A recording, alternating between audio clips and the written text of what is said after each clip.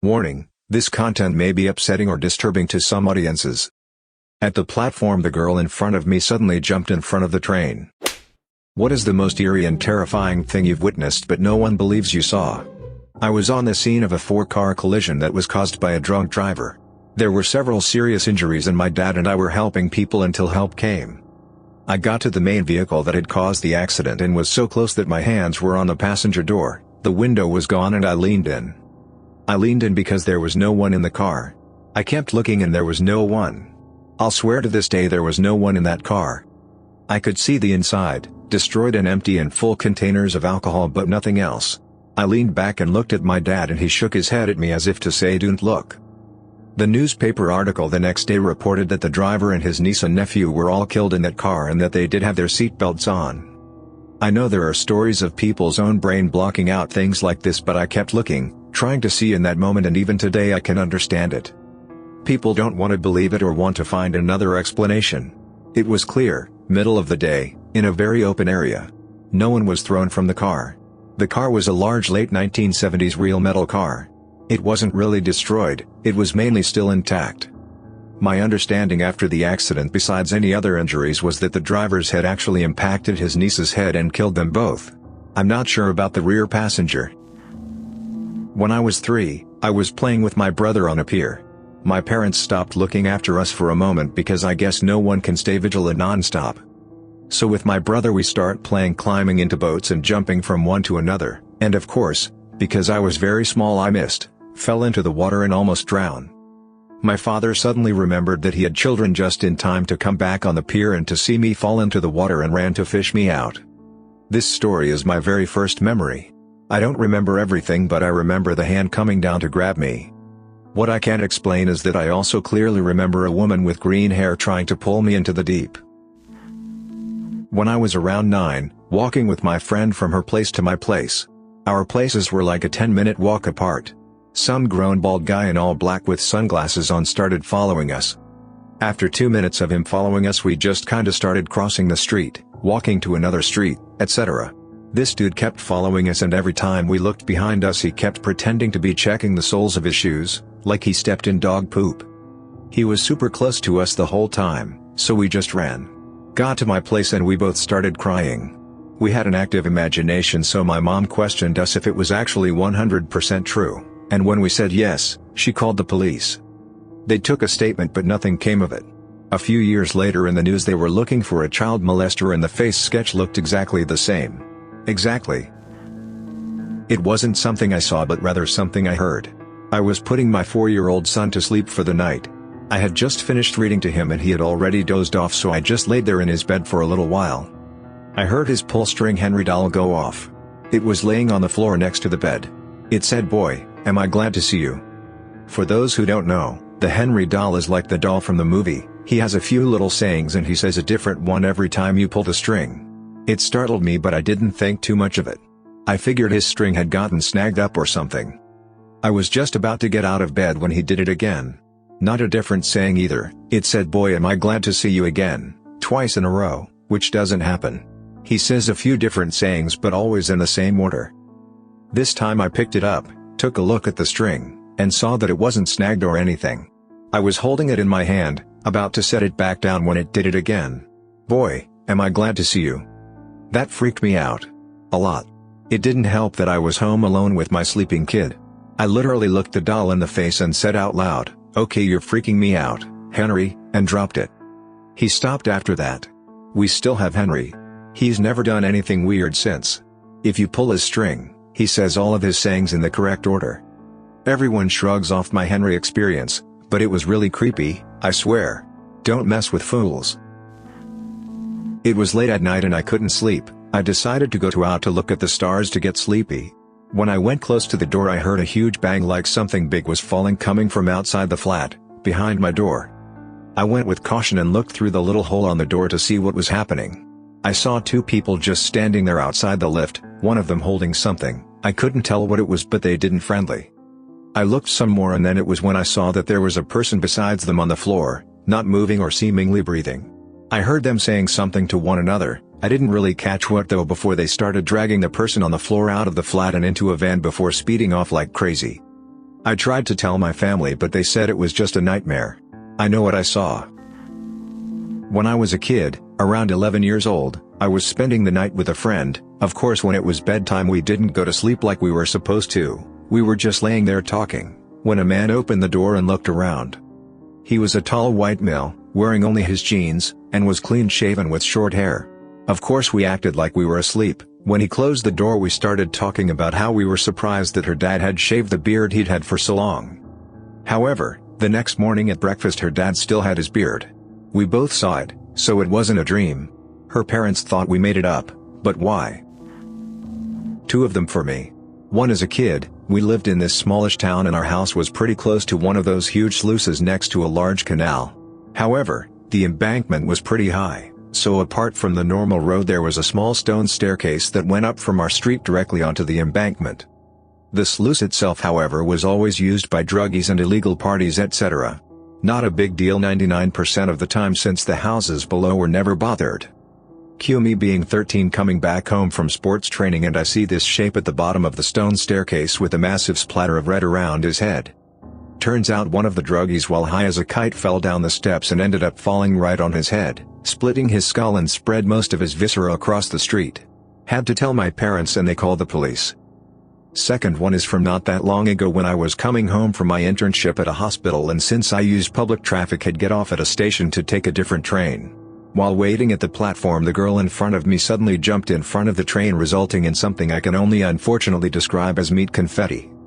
Afterwards I called up my girlfriend who I was living with at the time, still do, to explain that I wouldn't be able to get home since someone jumped in front of the train.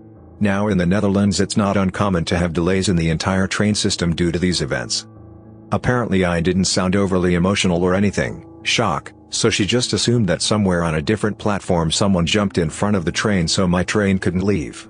So she went her martial arts lessons and I was absolutely stunned that someone so close to you could be so casual about such an event happening to a loved one. When I finally did end up getting home basically broke down and it was only when calling her again that she understood what had actually happened and immediately rushed home. Only later learned that the girl turned out to be a 19-year-old student with severe psychosis from a coworker who knew her from the school she was attending. I was 12, and no one but me and my dog were in my apartment. I was listening to my music with my dog on my bed, my room closed. My door had a see-through glass part on the head part of the door.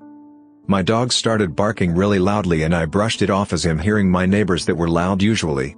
But when he got up to bark at the door it gave me a bad feeling inside my chest so I patted him on the head waiting for him to calm down. 10 minutes pass, he lays down next to my bed calm. And then another 10 minutes pass, I continue listening to music when my dog curled up growling but in a scared way this time. Turning his head on the door I looked up the top of the clear door part and saw a lady full white. It sounds cliché but her hair was white, and so was her dress and skin. She passed to the room next to mine really fast. I didn't see her face, but it scared me. No one believes me, but I did see her and I didn't leave my room then. I just curled up under my blanket with my dog close to me. I haven't seen her since and now I moved. But it was really weird. I recall as a younger child hearing a lady inside those walls singing. My mom said it was the pipes probably but the melody of the noise didn't sound like a pipe. Was staying the night with a friend one time and I woke up earlier than anyone, so I went to the living room and watched some TV. About an hour into it I was overcome by this horrible feeling I never could describe. I looked beside me, and there was a shadowy figure standing next to the chair I was sitting in, bent over with its face about 2 feet away from mine. I utterly froze on place and slammed my eyes shut. I sat there for what seemed like hours until my friend's dad came walking into the living room and found me in the chair breathing heavily and sweating. He called my name and it gave me the strength to open my eyes and run over to him. In June 2012, I saw a plane crash in the Nevada desert. I was installing road closed markers in Quinn Canyon, about 150 miles north of Las Vegas. A KC-135 tanker was circling far to the south, with 3 small, single-engine jets trailing behind. This was not unusual. A refueling wing flew out of Nellis AFB, and we'd see one fly overhead about once a week, often refueling F-15s headed for Dugway. As I was watching, one of the contrails from the smaller jets suddenly cut out, and I could see the aircraft glint in the sunlight as it tumbled from the sky. I did not see the crash itself. The falling plane disappeared behind a distant mountain. I assume it crashed far to the south, somewhere in the test range. There was no notice in the media. Flying over Calgary, Canada on an international flight, 30,000 plus feet. Staring out of the window and saw in the distance a round white object, seemed to have 4 jet engines pointing downwards that were slowly rotating round it. Friend sat next to me saw it as well. It disappeared behind the wing, and as we waiting for it to appear on the other side it was gone. Asked the pilot what it was as we left the plane, and he looked at me like I was an idiot. Stop telling people about it now, as everyone just rolls their eyes. Not saying it was aliens or anything, but for weeks I searched online to try and get some kind of idea what it was. And nothing. So once many years ago when I was a teenager, getting high and drunk, and whatnot, I was leaving my cousin's apartment late at night. I always walked home late. Anyway, they lived on the top floor, and as I start to descend the bottom of the stairs, I see this little toy Jeep, the kind that kids ride, the battery-operated ones. It was always out there along with bikes and other toys for the other kids that lived there. Well, anyway, I swear to God, as I get to the bottom and from the angle of the stairs, I only caught a glimpse of the Jeep, but I saw enough to see that the front of the little Jeep is slowly moving in a circle, almost as if someone was pushing it around and around. Until this day I tell myself that I was probably drunk and high, and that I just imagined it, and honestly that's probably what it was, but it felt so real. I remember that I stood there for a few seconds and then I turned around and ran back up the stairs. I went back inside and told everyone about the little Jeep. Obviously no one believed me, and even now when I think about it I don't believe it myself. So right around that time my mom had just passed away, I had started smoking, drinking and doing drugs. There was a lot of negativity around my life at that time, so maybe it was some negative energy or even the devil playing tricks with my mind, but regardless of what it was, it scared the hell out of me. So basically, I was around 8 to 9 years old. My friend was sleeping over and we playing on the floor with my dolls or whatever. Out of the blue, my radio turns on and completely scared the hell out of us. When I say radio though, I mean like a static, really loud static.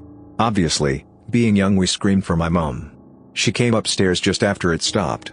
She told us to stop being silly and that we had probably knocked it while playing. We calmed down again and carried on playing with my dolls.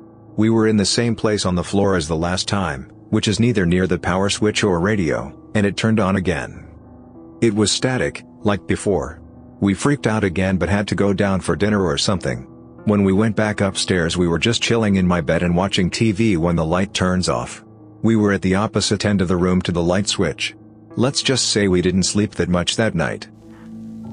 Was walking home from a friend's house back when I was in high school. On the way home I had to pass a cemetery. When I got there, a lady, who I assumed was homeless or schizophrenic, was outside the gate pacing back and forth mumbling to herself. After a while she started screaming in what I can only explain as tongues and began to wildly flail her arms in the air. Out of nowhere it got extremely windy and then a lightning bolt came down in the distance. Freaked me right out and I ran home, signed on MySpace and someone posted asking why there was lightning but no rain or anything. To this day I believe most people who have crazy stories after what I experienced that night, and how I can tell people think I'm crazy when I retell the story. My dad, my sister, and I were on a road trip once, and at night while we were on the highway, he stopped the car at an abandoned petrol station so he could pee, and while he went to do his business I decided to quickly explore, while my sister was sleeping, so I could move my legs a bit before staying in the car for more hours. Suddenly when I went to the other side of the petrol station, I heard faint giggles and a beg for help, but it was all muffled. I peeked from the corner of the wall and saw an approximately 40-year-old man with a bloody knife in his hand while looking down at an unconscious 20-year-old girl. I rushed away, shocked and traumatized, as I was only 15 and my dad said he was waiting for me. I got in the car and we left. I never talked about it to anyone except my sister, but she just laughs. One night, when I was about 5 or 6, I was sleeping in my room with my brother. This memory is kind of foggy, but I remember hiding under my blanket and peeking out and seeing these tall, pale, cartoonish characters that looked similar to the evil mom from Caroline. They were staring at me and making jagged motions, and I kept peeking in and out of the blanket, and I remember vividly seeing fake-looking neon bugs crawling all around inside my blanket and strange dark creatures all around my room. I'm very certain it wasn't a dream because all of my room was exactly the way it was and nothing was off or missing. I might have somehow eaten something strange, but you must also note that my brother was there too and he remembers having the same experience as me. I was 19 and in university. It wasn't late, But it was dark out and I was washing my dishes in the communal kitchen. There was a big window in front of me, and because it was dark, I could see the reflection of everything behind me in it. Nothing was weird at all, but then out of nowhere the sound of the water got louder and louder until it was thundering in my ears, and just as I began to wonder what was happening, this awful sense of dread washed over me. There was something behind me. Something dark and awful and sinister. I knew it was there. It wasn't a suspicion or a silly thought to scare myself. I knew in the fiber of my being that there was something there, and it was very close. I wanted to look up from the sink, but I couldn't. I have never ever been so utterly terrified before or since. So I'm standing there, absolutely scared, while at the same time trying to tell myself that this can't possibly be happening, when my flatmate comes through the door.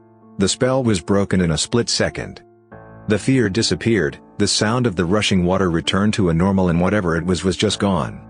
Never happened again, but it was definitely not something people believed was anything more than my mind playing tricks, except I just know it wasn't. Thanks for listening to Radio TTS. Hit the subscribe button and leave a like. Else you will see an evil spirit in your room's corner when you try to sleep at night, moving slowly towards you, staring at you, and waiting for you to fall asleep so it can. Anyway, share your own terrifying experiences in the comments below.